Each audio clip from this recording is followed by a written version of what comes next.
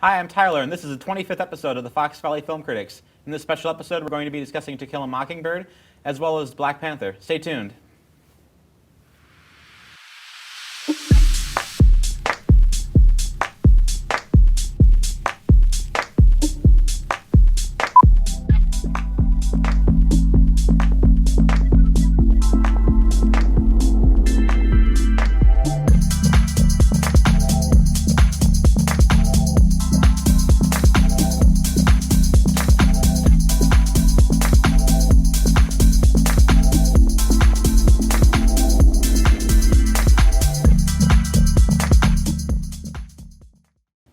Hello and welcome to the show, brought to you by Groupthink Productions and FVTV. Joining us is future Tribeca Flashpoint alum and fellow alum, Cole Perkins. Hi, thank you for having me. Good to have you on, man.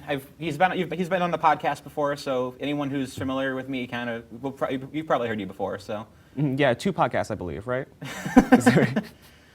well, you were a good guest. You've done I don't remember how many episodes, but this is a cool episode because we are officially 1/4 of the way to finishing the AFI's Top 100 films. So, and I'm happy to talk about this because this is an adaptation of one of my favorite books, To Kill a Mockingbird. Right, yeah. So, and you said you've only watched it like twice then, or? Yes, I saw it once. It was about last year. The first time, it took me a while to get into it because my dad had been telling me for years, we need to watch To Kill a Mockingbird, and because for the most part I was really young and I didn't want to watch black and white movies and whatever. Yeah. But then it was like Father's Day and we decided to watch it with him, and I was blown away by it. And then it's been a while since I saw it again, but then I watched it again for this, and yeah, still just as good as I remember it being. Yeah, the movie is really, really good. I think it was an Oscar winner for the year it came out, or at least it was a nominee. I don't remember which, but it's a very, very good adaptation of the book, and I love the book, so it's great for me. And I think what do you have any immediate reflections having watched it now for the first time in a while? I mean, it'd be little things, like little bits of dialogue that I don't remember, or certain shots that I don't remember, such as like the opening scene where it was all the close-ups in the box, all the possessions that they had received from the tree from Boo. And I remember just little things like that were things I don't remember. For the most part, everything else is pretty much the same for what I remember. But yeah. Well, now you're a filmmaker. Does it change a little now that you have that kind of reflection? Oh, yeah, absolutely. Like, I mean, even like the opening scene, because it stood out to me a bit more because I pay attention to those things a lot more. And the little close-ups, the way things are lit, the way that certain scenes come in, and how they apply to the characters, and how that applies to the story. And like I remember a certain scene, such as when Atticus had shot the dog in the street. Yeah. And for the most part, I think for the first time I saw it, I thought that scene was a little bit pointless. But now that I've gotten more into dissecting film and such, from what I remember at least, I felt as though him shooting the dog, like he was kind of like this protector among the kids, and like it trying to add to his character that he was this kind of just almost flawless guy, I guess. That's kind of the idea. He has a character. He's supposed to be like this unusually good person he'll make personal sacrifices even if it kind of violates his morals that are in itself good moral decisions. Like because he doesn't like to hold weapons, but the moment his family is threatened by a rabid dog that's just running around threatening to bite people, he doesn't question it. He protects them. Yeah. And when I reread the book, the thing that kind of stood out to me was that it's a very episodic kind of story. It's kind of this pastiche portrait of this moment in time in the rural American South where this huge transition was happening just before the Civil Rights Movement and just as in the middle of the Great Depression. And you get to see this wonderful just story about this little family growing up there, and I think that it just kind of presents all these little short stories and short snippets of what it's like to live in this time and with this kind of family, and it manages to explore all these some pretty dark themes at times for a book that's usually just kind of. I know a lot of people just call it like a children's book at the time. It's a children's book. Well, I've been told that it's like a book you're supposed to read in like 8th grade. Like it's that level of reading. So it's not like we're not reading Shakespeare, but it's that kind of required reading material. But it's goes some pretty dark places. Yeah, it does. Like I don't know if I would call it intense, but it's very serious, and it can be, it can go to very dark places, but important places to talk about. Yeah, I don't know if I'd say it's not intense, because it's very laid back story. Because Maybe a few moments, like when the kids were getting attacked, or certain moments could get serious, but. I mean, when I think of the I think of Mormon's was more like shocking. It was like, that actually happened. Like the story starts out, and it's just about this little girl hanging out with her friends, and she's a tomboy, and she likes cussing, and she likes to brawl with the boys. And then it all goes then, like. Then she watches a man be falsely accused of rape. And yeah, it's a lot for a child to see. It really is. Yeah. I mean, it's just. But it is such an important movie, I think, especially for, and you said like 8th grade reading. I think that is a good place for a lot of 8th graders to read. It's challenging, but I mean, it's good challenging. It makes you think, and it makes you think about what happened in the past and how it applies to now. And I mean, it's always good to see a movie like that that's really challenging its audiences. I love a movie like that. Yeah, I think the thing that always kind of, the thing I think about most when I think about this movie is definitely Gregory Peck. As Atticus Finch. I cannot think of many other people that could. Well, he's perfectly cast, I think. He's just embodied this character who's having to do something incredibly difficult and do it for the right reason, and just have to be, like, essentially, I don't want to say he's flawless, because no one's flawless, but he's doing the right thing. Like, did you ever read Ghost Set of Watchmen, the book? No, I have not. It's essentially the canonical sequel to this, and it was released like in 2014 because the Arthur Harper Lee only ever wrote the one book, but her original draft was a completely different book, and it was released just immediately before she died, I think, and people didn't like it, and I didn't like it at all, but a lot of people didn't like it because one of the big things that happens in the book is that it's set 20 years in the future, and you find out that Atticus has been secretly racist the entire time, and it's just it's the most heartbreaking thing in the world, and I'm just like, oh, no, you can't take this away from me. Wow. I remember when I just first started, and it was like, wow, it's going there. No. That kind of hurts the first book. It does. But I just remember that when I see the first one, I always remember that wonderful scene where Atticus is just sitting outside the prison, I think it's the prison or the jail or the sheriff's office. Where he's being held, and that mob shows up. The mob shows up because they want to lynch the guy, and he's just like, I'm not going to let you do that. And then the little kids show up, and it just turns into the most sweet scene in the world where the adults are just like, I can't lynch someone in front of these little kids. And oh my gosh, that was...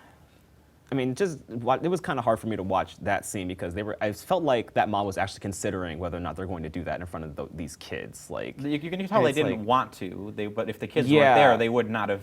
Yeah, they wouldn't have thought twice about it. Yeah, and I mean it was a little sad just to watch that, just knowing that they would do that, and it's almost kind of encouraging that they had the gumption not to do it. Not that I'm saying anything good about the crowd, because racist lynchers don't need sympathy, but it was a really sweet moment where they just kind of have that waking up moment. It's like, oh, maybe we should go home. Maybe find a better way to spend our evening. Maybe what's going on Tuesday? I'll come back later. But. I love Gregory Peck in this, and what else do you think about the movie beyond that? I remember what stood out to me was the kids. I was actually kind of surprised by how much I enjoyed watching the kids, and for the most part, when I watch movies, I tend to find kids annoying in a lot of movies. But in this one, I had so much fun watching everything that they were doing. They acted like kids, and the way that they would ask Atticus questions, or they would be concerned about things. They felt like real kids, and I thought that the kids were pretty good actors too. They're certainly child actors by 1960s standards, but they're well cast 60s like child actors. Yeah, they are. They really are. And even just certain moments where they could just read off just paragraphs at a time, and it was I don't know. I guess I was just impressed by them. I guess I'm always impressed by just when young children are just able to. They're able to do it at all. Yeah, when they're able to do it at all. That's a rare skill, but.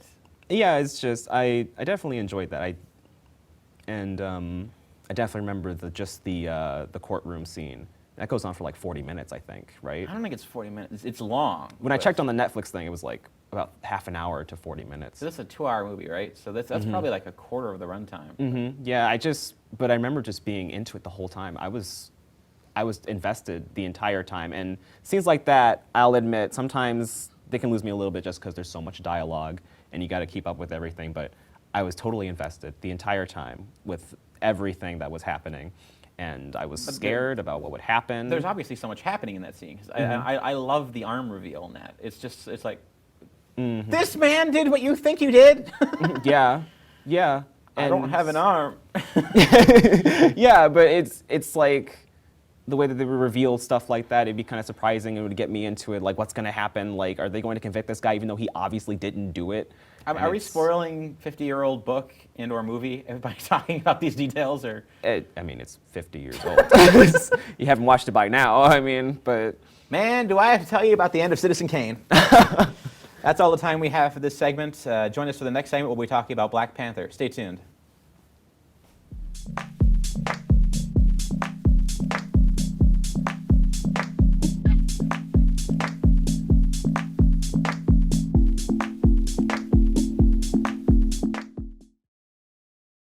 Does this help at all? Anything helps, ma'am. Just try to get some sleep now. I can't sleep. Yeah, me neither.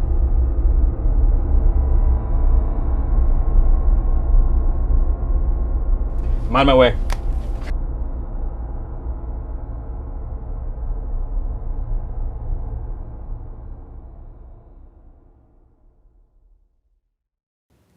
Welcome back to the show. Time to talk about Black Panther. Go. yes, Black Panther, the Marvel movie. The most controversial movie ever. Really? No. Is it? Oh. Well, it's causing it's like 90% of the political coverage is just like politics of the movie. Like, you know what I mean? Oh, yeah. I think I know what you mean. Can you give me Like- an example, actually? Well, obviously Black Panther it's directed by Ryan Coogler. It stars a mostly black cast. And right. a lot of the coverage has to do with that. And it's cool. I think it's cool that Ryan Coogler is getting this huge budget to do this enormous blockbuster. And Yeah. I know Ava, I forget her name, the director of Selma. She is directing. Ava DuVernay, Yeah, right? yeah, something like that. She has Wrinkle in Time, which is coming out next month, which looks cool. Yeah. So this is obviously a really cool moment for black people in this country to have those kind of big movies coming out, and it's obviously a 90% of the coverage in terms of what's going, what the importance of the film is, and I'm seeing a lot of negative reviews getting like completely trashed on Twitter because of it. So Yeah. Wait, I should ask, are we spoiling Black Panther, or are we let's trying to not avoid? let's not go super spoily. Like, Okay. well, we can go to a point, but let's Okay, not. yeah, a point.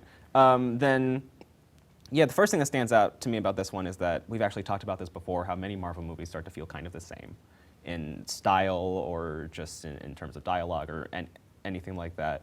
But this one, I felt like there was to a point where I forgot I was watching a Marvel movie. I felt like I was just watching a superhero movie. Yeah. And I at least liked that this felt like a film that could stand on its own. Like, I think you would have to watch previous Marvel movies to understand a lot of what's going on. The only plot detail I think that's necessary is the assassination of T'Chaka. Which they do kind of explain in Black Panther. It's explained in like one sentence at the beginning of the movie, so it's not like it's that complicated. It's like, oh, my father got assassinated, and he's watching it broodingly on a TV. So Yeah, I mean, I think it would kind of help if you saw maybe Civil War first. Help. Yeah. But I don't think it's required, but because it does kind of stand out on its own. But I think the thing that did remind me that it was a Marvel movie was that many moments felt very predictable, which I can't talk about too much because we're trying to avoid spoiler territory. But there'd be certain moments where it might be a fight between two people, and I would be like, well, I know who's going to win this fight. And then I would end up being right, or I know this is going to happen. I know that this is going to happen. And there's certainly a lot of formula in the movie, but obviously the things that work, like it works significantly better than a lot of the Marvel movies. Yeah, I do. I think that too. I think this is actually, it might be one of my favorites. Maybe if just because I think it just stands on its own so well, and because I love just about every character in the movie. I'd say it's definitely in my top 5 at the moment, but I want to let it sit for a little bit and see how it ranks because Yeah, I need to rewatch a lot of these too because there's like 18 right now. we're gonna hit 20 with Ant-Man and the Wasp. So Yeah, so there's a lot. So I can't say for sure right now if it is one of my favorites, but I mean, I had so much fun watching it. And, Yeah. And I think that's what is kind of the point of Marvel movies. They're supposed to be fun, I think. But yeah, for sure, with Black Panther, I had fun watching this. it's an important movie. It's an Yeah. I forget that too, like just how important it is that this is the first time since Blade. Blade, right? Because I wanted to say Blade, but I'm trying to make sure. You're forgetting memorable characters like Steel and Meteor Man. Ooh. Exactly. Yeah, but this is, I mean, the first Marvel black superhero movie, right? Well, Blade is Marvel, Blade but Marvel? it wasn't MCU, but it's Marvel. So first black MCU movie, and yeah, huge step. And I can't even think of another superhero movie that had a cast with this many black people in it, and that was just You might be able to throw the Luke Cage Netflix series on that, but movie. It's not a movie though. Yeah, to be shown in theaters. Yeah, exactly. Yeah, and I definitely love that they put a whole focus on Africa, and they got, I mean, just so much, a big look at just African culture and like the clothing and the style and everything, and I mean, I think that kind of added to the fun of it because I felt like, we got to see this part of African culture that you don't typically see in Hollywood movies. Sure. And that got me, I got excited just seeing that, knowing that we finally get to see something like that you normally wouldn't see. I like that the movie really leans into the what the actual the nature of this world a little and exploring like what it means, because one of the things that's interesting about like all these old Marvel comics is that they were created conceptually at a moment where these writers weren't necessarily thinking about the full implications of everything that was happening. So you think like Daredevil, he's a blind superhero, and you don't necessarily think about like the full implications of like, oh, he's a blind superhero who's also a lawyer, so justice is blind, and then you start realizing that he is supposed to be a person of the law who goes out at night and starts punching people brutally to perform justice. So there's a lot of interesting contradictions in these superheroes that other writers noticed later on and started building upon. And one of those interesting ones with like Black Panther and Wakanda is you have probably the most technologically advanced nation on the planet, entirely hidden and unknown to the majority of the planet, and they could themselves improve the rest of the world just by revealing who they are and providing vibranium and providing technology and knowledge to the rest of the world. So I like that the movie kind of hones in on that kind of contradiction of the Black Panther character in the world, where it's willing to say is like, you could single-handedly fix everything in the world, Wakanda, and you didn't. Yeah. And so everything involving the central character's conflict of how do I rule my nation to the villain's conflict of how can I use this intense power to create some form of justice in the world, it ties back into this fundamental contradiction of of a country that has the ability to do so much good and doesn't. Like I think it plays a lot into a lot of really fascinating political ideas like that. Yeah. I mean, I hadn't even thought about that. Like, I mean, obviously, I noticed that there was that big theme about helping everyone or doing nothing, but I didn't even think about how that might just apply to today with how a lot of politics could be. Which I don't want to get too deep into politics. Well, the wrong, not the forum. But yeah, definitely that. I definitely appreciate that they're thinking about what they're writing, and they're not just trying to make like, oh, Black Panther runs through the streets and beats bad guys and the movie's over. Like, it felt like they're really thinking about what they're writing, and they're thinking about the decisions the characters have to make and how it's going to affect the story and how it'll make the story more interesting. And I felt like that's really shown in Black Panther, and I definitely appreciate that for sure. Have you seen either of Ryan Coogler's other films? Fruitvale Station or Creed, is that Yeah. right? I saw Creed. I did not see Fruitvale Station because I know what happens in it and I don't want to see It's really depressing. Yeah. But I have seen Creed. I really liked Creed, for sure. And Michael B. Jordan was great in that. And, I mean, yeah, I think they picked a really good director. For Yeah, Black Ryan Panther. Coogler is unusually talented. Like I don't mean that as like a something against him, but Oh, yeah, obviously, yeah. I was in film school. You meet a lot of people that aren't unusually talented, and then you hear people, and you just see like this young up-and-comer who's made like the best Rocky film since Rocky, and then made the best superhero movie in its genre for like 3 years, and it's like, wow, that takes a lot of talent, and you just wonder where a lot of these talented kids like are until they just kind of make something that miraculous. Yeah, and also because right now he's the highest grossing, he's a black director that's made one of the most highest grossing movies. I'm forgetting how to word this correctly. Highest grossing black movie director, is that right? That's probably correct. Probably correct. And it's interesting because Fruitvale Station, that was a pretty low budget, wasn't it? It was like no It was budget. like, yeah, so to think that he went from something so small, this very talented director, and he just worked really hard, I think. That's kind of one of the interesting things about modern Hollywood is like the way you break in now is you make those like no budget indie movies. Yeah, Then that's a big almost thing. immediately you're picked up to direct Jurassic World. It's like that's just Yeah, I forgot about the Colin Trevorrow. Trevorrow, Yeah, yeah. America's Sweetheart. But Yeah. He made that movie, and then he almost directed Almost directed Star Wars Episode Star Wars 9, Episode 9, yeah. but then he directed Book of Henry instead. Yeah. Book of Henry. I haven't seen it. I've heard horrifying things about it. You don't need to see it. But I think I do, just to know. well, have fun. That's all I can say. Yeah, but I'm proud of Ryan Coogler. I'm so happy for him, and I know that this was just Black Panther will open just a gateway to more filmmakers like Ava DuVernay. Yeah. And I'm excited to see where else this goes, to see what other original Marvel movies will come out that could just be more, I guess, just offer more representation like Black Panther did. I know we have Captain Marvel coming out next year, and I think yeah. and Thor Ragnarok did a good job at that too. Like, yeah. Do you know about Taika Waititi? Yes, I've seen Hunt for the Wilder People, What We Do in the Shadows. Yeah. Good. Yeah. Yeah, I love him. I love the work he does. Yeah, he might do another Thor, depending on if Chris Hemsworth decides to come back or not. I hope so, because I don't want another Thor: The Dark World, personally. Well, that's not what would happen. I imagine what would happen is that Valkyrie would take over and just be the new like Asgardian if they needed someone to do more fantasy movies. But anyway, Black Panther. Yeah, Black Panther. I don't even know what else there is that needs to be said. I thought it was a great movie. I'd watch it again. I had fun watching it, and I got invested in it. I loved the characters. I loved just about every character. I don't know what else there is to be said. It's going to be one of the best films of the year, one way or the other. So Probably won't get an Oscar nominated or anything course it because won't. it's a Logan Marvel didn't. movie. Logan got nominated for best screenplay. that's one. That's one thing. It should have gotten the best director or best something like that. At least it's something, I guess. It's something. That's all the time we Yeah. have for this segment. Join us for the movie recommendation in the next segment. Stay tuned.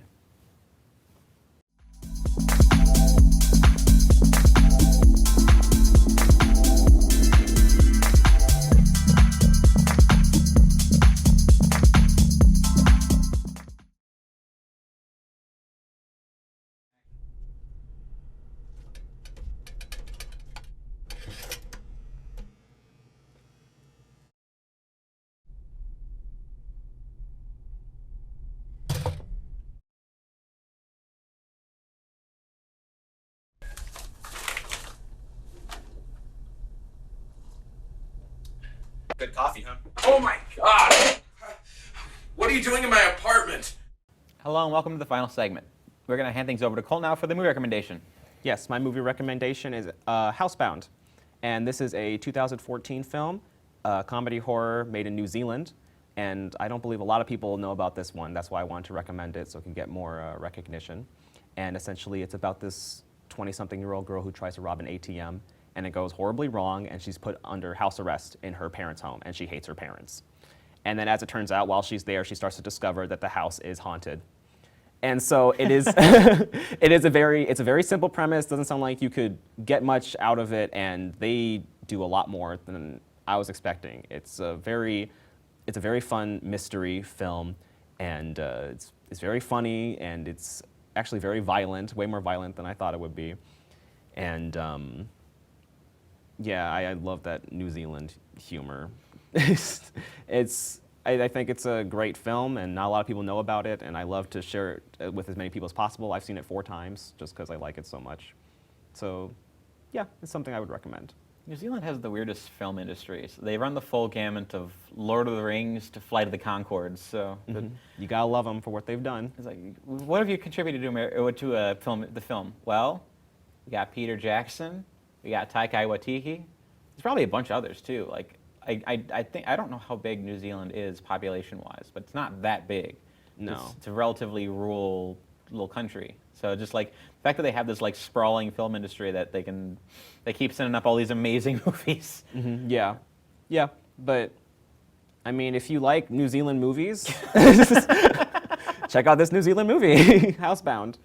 Yeah, that's my recommendation. Okay, I have not seen that, but it definitely sounds interesting. Do you know the director on that, or? I actually do not. I don't think he's directed a lot. This may or may not be his film debut, actually. Okay, there've been a lot of really good debuts in the last few years. Yeah. Yeah. Like just this year, we got Lady Bird, a lot of stuff like that. It's kind of fascinating. Yes. So yeah. No, thank you for that. That's all the time we have for this segment of the Fox Valley Film Critics. You can follow me on Twitter at antisocialcriti. That's critic without the C at the end. You can find more of our written reviews at theantisocialcritic.tumblr.com and the Geeks Under Grace. And you can find past recordings of the show on the Groupthink Productions YouTube page. I'm Tyler with the Fox Valley Film Critics. Have a wonderful day.